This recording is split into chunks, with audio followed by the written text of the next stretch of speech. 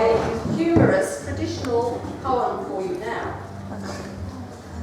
written some time ago, and it tells the story of a christening, and it pokes a little bit of gentle fun at the Irish. By now you are expecting Banjo Patterson's famous poem, Bush Christening, aren't you? Yes. Well, I'm sorry, I'm going to disappoint you.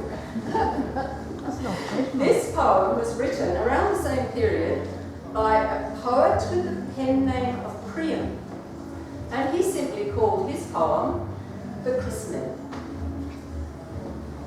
On the plains of Turaneden, where the rabbits keep on breeding, where the sheep break through the fences, and the cows are fierce and wild, in a farmhouse by the river, which was flowing hardly ever, in the family of Maloney had arrived the seventh child. There was Patrick and Laura, 'twas her mother's name before her. There was Bridget, Kate and Edward, and that Murty rogue as well.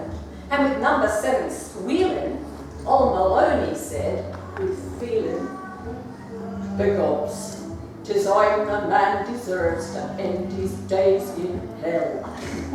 For 'tis sinful and surprising that this devil are baptizing. Have any of them children ever had from any priest?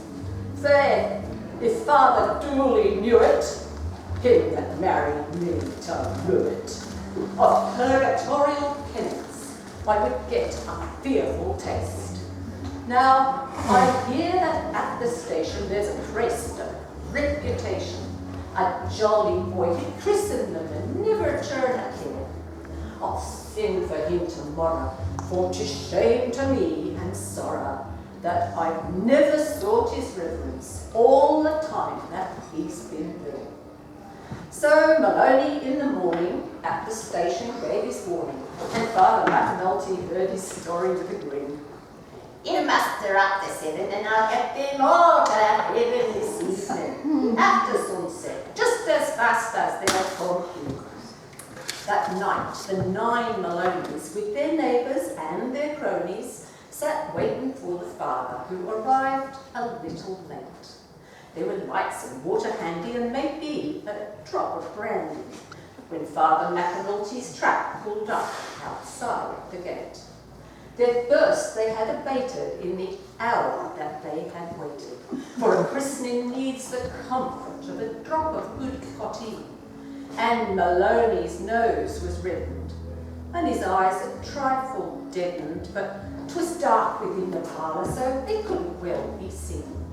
Inside Maloney's kitchen, all the kids with fun were twitching, for to be baptized was something they had never known before. And a list of names was handed to the father, who commanded the evening's operation like a general at the war. They put the blessed candle in a bottle. 'Twas a scandal, but nothing else to hold it in the farmhouse could be found. Then from Murty up to Paddy, all were dragged in by their daddy. The holy church received them, and the baby's turn came round. And behold, there was a scuffling and a grunting and a shuffling, and a sudden gust of wind came in and put the candle out. "Where the devil is that baby?" "Ah, he's on the flagstones, maybe." And Maloney picked up something. "Call him James," they heard him shout. And the Latin words went racing while Maloney stood embracing the baby. But he muttered, "By my soul, he's pretty big." Then Bridget struck light and screeched aloud in accents frightened, "God save us, Holy Father! You're baptizing Murty's pig!" And the pig, he kicked and wriggled, while that stealthy Murty giggled till Maloney bent above him and he gripped him by the ear. But says Father Mac, "Don't bait him. Faith, 'tis not yourself should hate him, for the pig's as good a Christian as you be in his 14 year." Now, up at Turaneden, there's a pig of Berkshire breed, who whom people come to gaze at from districts far and wide. They point at him, declaring, you can gather from his bearing, he's the one and only Christian pig in all the countryside. This weekend we have there as well as going back in history. Now, the poem I'm going to read is going back in history. Many years ago, there was a bloke by the name of Victor Trummer, went over to England and he played cricket over there, and he did such a good job at scoring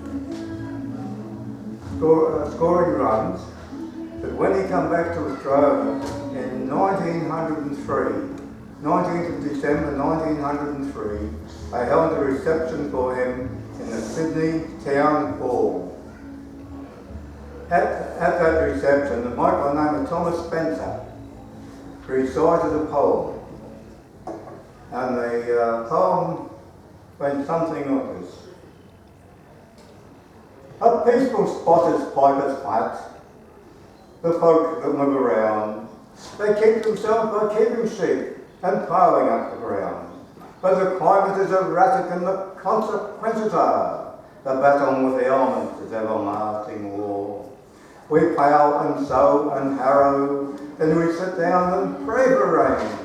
Then we all get flooded out and have to start again. But the folk are now rejoicing that they've never played it before.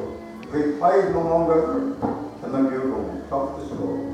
Monongo had a head on it and challenged us to play a single innings match for match, on losing teams pay. Now we were not great guns at cricket, but we couldn't well say no. So we started into practice and went to review though. We scoured the flat for 10 miles round to muster up our men. But when the list was total, we could only number 10. Then up spoke Big Tim Brady. He was always slow to speak, and he said, what broke McDougall, who lives down at Cooper Street. So we sent for old McDougall, and he stated in reply that he'd never played at cricket, but he'd half a mind to try. He couldn't come to practice, he was getting his hay, but he guessed he'd show them beggars from Monongo. Now McDougall was a Scotsman and a canny one at that. He started into practice with a ploughing for a bat. He got Mrs. Mac the bowman, or sheep and run ball, so he trained his sheepdog Pincher. Now Scout, he got the ball. Now Pincher was no puppy, he was old and worn and grey, but he understood McDougall and accustomed to obey. When the word was fetched, he would fetch it in the try. Until the word was dropped, it was driven like a light. Each succeeding night they played until the lights grew dim. Sometimes McDougall struck the ball, sometimes the ball struck him. When he struck the ball, McLeod furrowed in the ground, but when he missed, the impetus would turn him 3 times round. The fatal day at Wankleroy, the day that was to see Monongo bite the dust off Piper's Flat, knocked up a tree. Monongo's captain won the toss and sent his men to bat, and they gave some leather hunting to the men of Piper's Flat. When the ball sped to where McDougall stood firmly bent his track, he shut his eyes and turned round and stopped it with his back. The highest score was 22, the total 66. When Brady sent a Yorker down and scattered Johnson stood. Then Piper's Flat went in the bat, for glory and renown. But, like the grass before the scythe, our wickets tumbled down. 9 wickets down for 17, with 50 more to win. The captain heaved a heavy sigh and sent McDougall. £10 to one, you'll lose it, cried a barracker from town. But McDougall said, I'll take a mon, and he planked the money down. He girded up his moleskins in the self-reliant style, threw off his hat and boots and faced the ball with a smile. He held the bat the wrong side out, and Johnson with a grin stepped lightly to the bowling crease and sent a bowler in. McDougall spooned softly back, and Johnson waited there. But then, McDougall turned his softly back, and Johnson waited there. But then McDougall got crying, "Fetch it!" Mongo shouted, "Victory! He's shouted surely." When Pincher started through the crowd and ran through Johnson's way, he seized the ball like lightning and he ran behind them all. And McDougall kept on running while Mongo chased the dog. They chased him up, they chased him down, they chased him round, and then he darted through a slip rail. The scorer shouted 10. McDougall puffed, Mongo scored, excitement was intense, and the scorer marked out 20 as Pincher cleared the barbed wire fence. "Let us have him straight, Mongo, bring the bundle with the bat. Run away up, McDougall." On the meadow, private flat, McDougall kept on jogging, and Pincher up and back, and the scorer counted 40 as they raced across the track. McDougall's race was going fast, Mongo's breath was gone. Before Mongo chased it up, McDougall struck on one. When the scorer shouted 50, then we knew the chase would cease, and McDougall drunk, as he dropped within his crease. Then Pincher dropped the ball, and instinctively he knew discretion was the wisest plan. He disappeared from view. And while Mongo's beaten men exhausted lay around, we raised McDougall shoulder high and bore him from the ground.